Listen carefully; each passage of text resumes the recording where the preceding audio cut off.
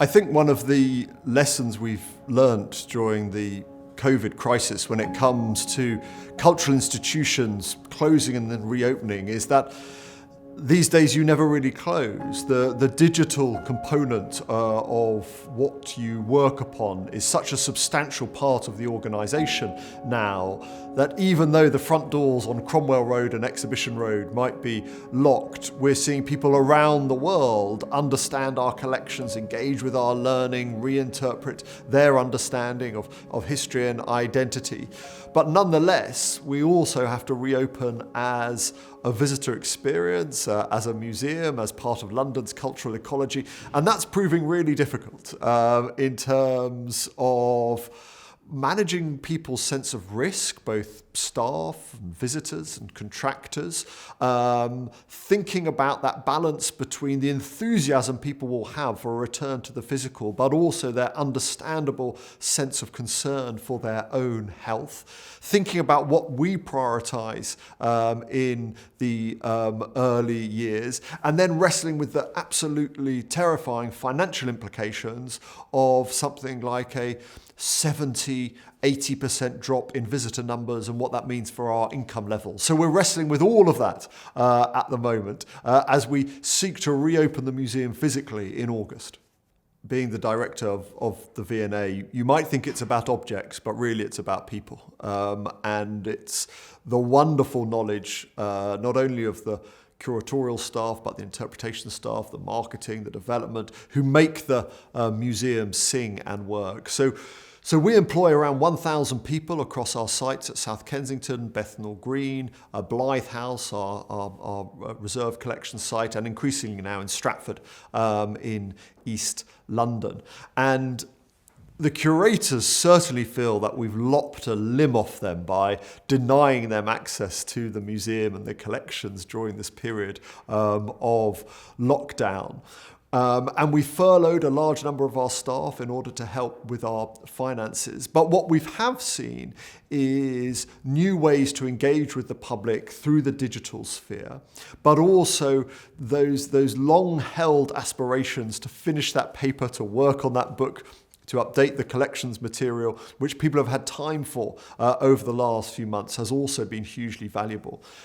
But for many curators, they need to be close to the objects. Many curators have to have that access, have to be able to study the collection, have to have the intimacy with the collection, which is enormously important to their scholarship and to their understanding. And so that has been a real barrier to learning and to productivity during the COVID lockdown.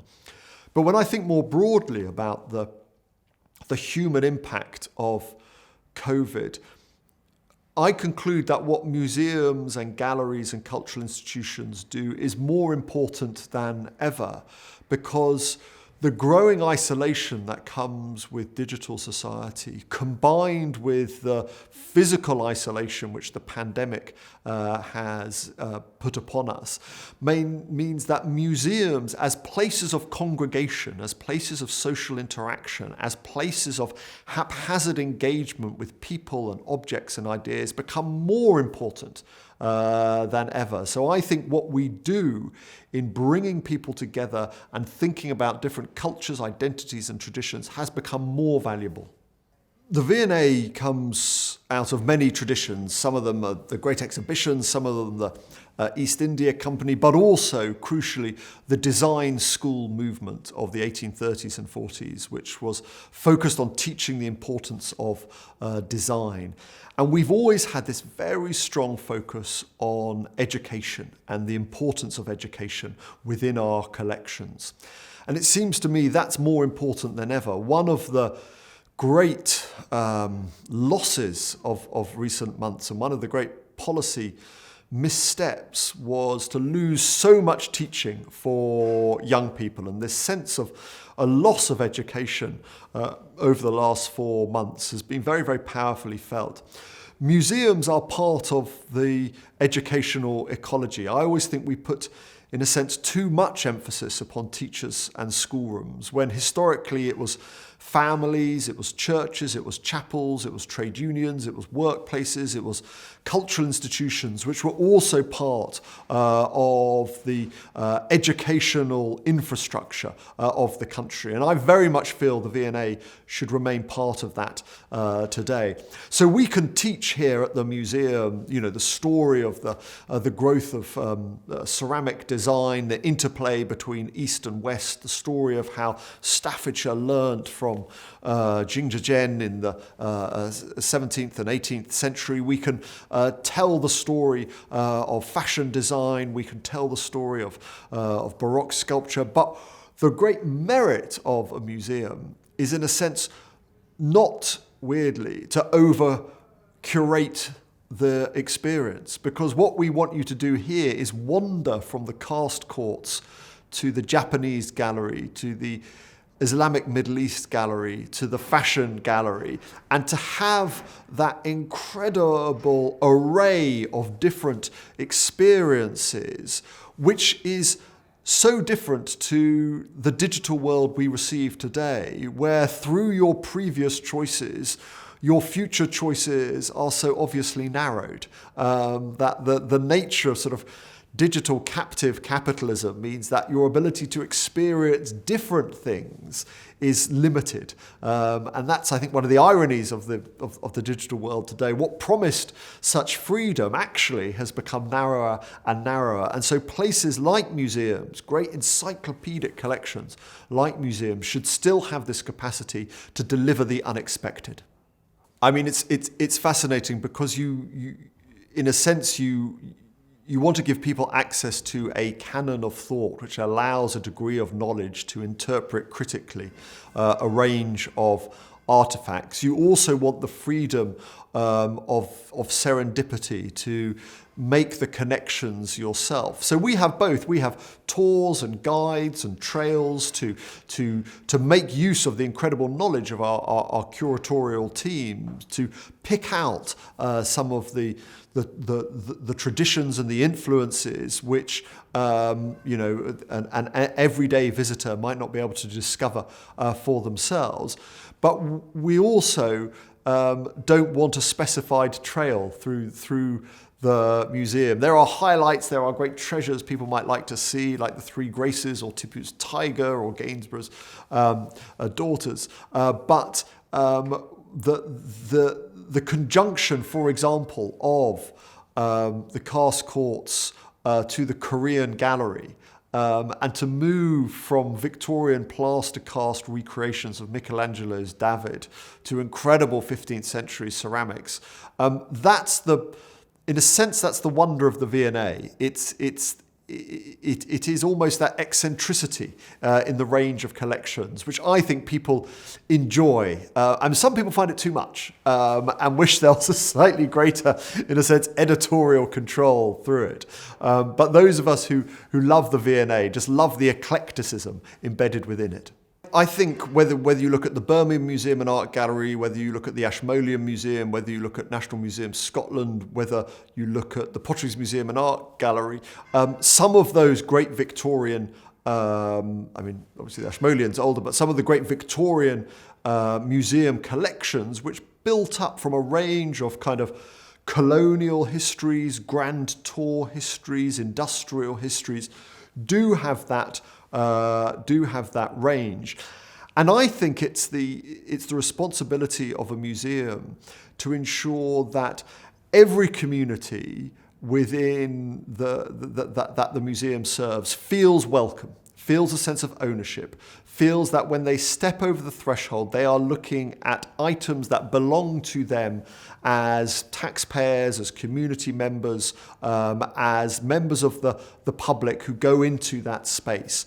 And if there is a sense that this isn't for you, this isn't for the likes of you, well, that is disastrous to our mission as public institutions and as public servants. And we have to work very hard, very regularly, to ensure that sense of the right to be in a place and to feel comfortable in a place is held at all points.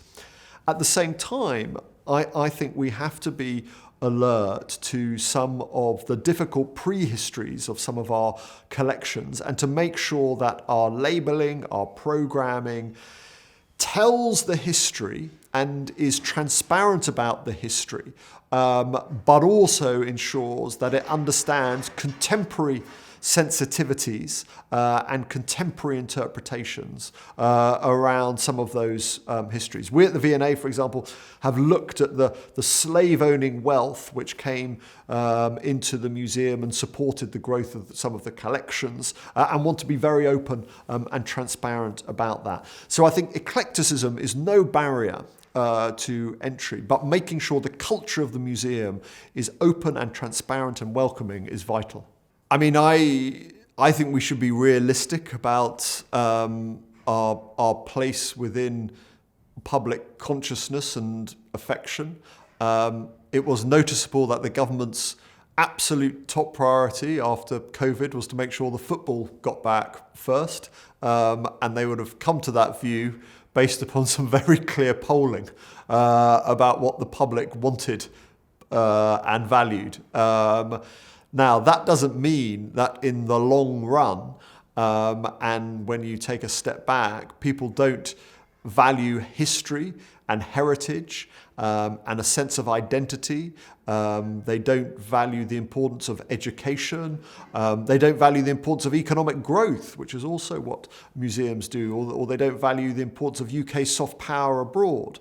But I think, as it were, just saying museums and galleries are important in and of themselves because they keep these collections doesn't wash very effectively with the British public. And the aftermath of that should not be too instrumental approach to what museums and galleries do, but it means we should work as hard as possible and as often as possible to make sure that people understand our value and our contribution.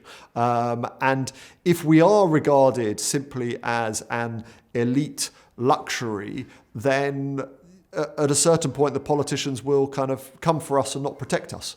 And so what you've also seen, though, in the aftermath of COVID is the affection for public places and institutions, the desire to return to the National Gallery, the desire to see the National Army Museum, the desire to go to the Black Country Living Museum. Actually, these are important components of people's lives, and to have them sort of removed from people's lives for 3 or 4 months has also, I think, made communities across the country value them more. For politicians, the argument is in a sense about the soul of the nation, and it was noticeable that the Chancellor went to Shakespeare's Globe to announce the money, that there was a sense of the importance of Britain as a creative, artistic nation, which needed to be supported in a time of need. I also think there's an instrumental argument which often works well with politicians, which is that the creative industries are a massive growth sector. They grow much faster than other areas of the economy. They deliver huge return to the UK Treasury. Around the world, from Shakespeare to Harry Potter to Pinewood Studios to the great museums to the Edinburgh Festival, these are instruments of UK soft power, and in a post-Brexit landscape, we need to focus on our competitive advantage, which actually is creativity and design and art and literature and music and film, and so there's a powerful argument for that. At the same time, quite rightly, we as national museums and national institutions will be being asked by politicians, all right, well, what are you doing for local communities in the East and West Midlands? What are you doing for the former coal mining towns in the Northeast? How do the taxes from my constituents, which support your institution in South Kensington, flow back to them? And that's why we, for example, at the V&A, very strong focus on teaching design and technology in secondary schools around the country to show that actually the level of knowledge and expertise and excellence here has to be shared across the country as a national museum. And politicians will hold us to account on that, and they should hold us to account on that. I think we should be concerned in the short term about the impact of COVID on dynamic urban areas. If the projections are right about more people working from home, about the thinning out of offices, the trickle-through impact to cafes, to sandwich bars, to the kind of support economy for that is worrying. But in the long run, what makes cities work is the dynamism of the people within them, and often the quality of education that they are providing. And so we in the museum sector, whether it's in Edinburgh or Glasgow or London or Bristol, we've got to do the heavy lifting now. It's our responsibility to say that you can only come to, a fabulous collection like the V&A or the British Museum or the National Gallery in London. You can only see such riches that Edinburgh has or Glasgow has or Newcastle has in those cities, and make the case for the enjoyment of urban life through the incredible experiences and collections and differences that you have in a concentrated urban area. And hopefully as concern about the pandemic eases, and that very kind of animal spirit desire for new experiences, for new businesses, for new cultural opportunities begins to regrow, that we have to support from a seed level as big cultural organisations, then the dynamic of the city begins again. I mean, something we've learnt in the UK in the last 20 to 30 years is if you get civil servants out of running cultural institutions, if you get departments of culture and education removed from the management and leadership of museums and galleries, they begin to flourish. If you allow autonomy, if you appoint leaders who can remain there over a sustained period of time, if you remove political interference from collection strategies and exhibition strategies and development strategies, then cultural institutions begin to flourish much more effectively. It's no accident that Shanghai is producing so many superb museums and galleries and cultural institutions, because the municipality in Shanghai is giving them the freedom. It's no accident that where you see heavy-handed political and bureaucratic interference in the micromanagement of cultural institutions, then those are not the most dynamic museums and galleries in the world. So I think strong public support, absolute accountability around the expenditure of public money, but autonomy for the leadership of those galleries with a mandate to connect networks and partnerships around the world is a recipe for success.